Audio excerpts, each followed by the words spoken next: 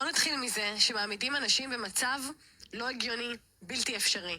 מצד אחד, המעסיקים באים ואומרים, המשק נפתח, אתם כעובדים, מבקשים מהעובדים שלהם לחזור לעבודה. זה אומר, לנסוע בדרכים, הרבה פעמים בין עירוניות, מה קורה אם יש אזעקה באמצע, אז מה, כולם צריכים להתחיל להישכב באיילון? זה דבר אחד.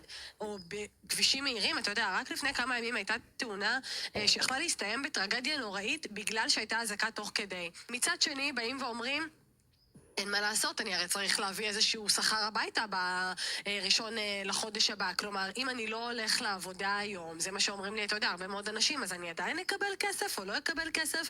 מצד שני, בעלי עסקים רוצים לפתוח, כי הם אומרים, כנראה שלא נקבל פיצויים. בקיצור, מעמידים את כולם במצב בלתי אפשרי. מדינת ישראל רצתה לצאת למלחמה, אז שמדינת ישראל תכניס את היד לכיס, טוב טוב, כמו שהיא יודעת לעשות בלא מעט מקרים, ותתחיל להסביר לבעלי עסקים ולעובדים מה הולך לקרות איתם. כי לבוא ולהגיד שהורה אחד יישאר בבית והורה אחד לא, אז הורה אחד בעצם כן אמור לסכן את עצמו ולצאת ולעבוד ולנהוג, ובאמת לשים את עצמו במצב בלתי אפשרי, בזמן שהורה אחר משתגע בבית בין הזומים של הילדים הגדולים, לילדים הקטנים, לתינוקות שאולי נמצאים, ללרוץ לממ"ד, ללרוץ במקלט. שני שליש מהמדינה בכלל לא ממוגנים. תחשוב מה זה לרוץ עם 3 ואפילו 4 ילדים לפעמים למרחב מוגן. בקיצור, אסקין, הייתי צריכה רגע לפרוק את העצבים. בוא נתחיל מזה שמעמידים